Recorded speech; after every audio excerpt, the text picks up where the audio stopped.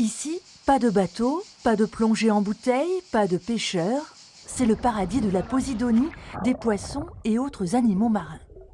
Donc ça, c'est l'oursin comestible de Méditerranée. Donc celui qui était apprécié notamment lors des oursinades.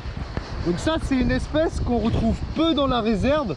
Oui, puisque les plus gros poissons en sont très friands. Aujourd'hui, le Mistral s'est invité, la mer un peu agitée offre peu de visibilité. Mais avec un peu d'attention, on en fait de drôles de rencontres. Un loup, une multitude de sards et même une holoturie, enfin un concombre des mers. Elle a des pieds ventouses comme ses congénères qui sont la famille des échinodermes, l'étoile de mer et l'oursin. Ici, c'est comme un aquarium, donc on retrouve vraiment toutes les espèces de Méditerranée. Du roger, on a des labres. Et après, si on va un peu plus profond, on retrouve des espèces un peu emblématiques de la Méditerranée, comme le mérou ou le corbe, qui sont des espèces protégées. On est vraiment sur une zone où les poissons y grandissent, ils se reproduisent et après, ils alimentent tout le reste de la zone en poissons.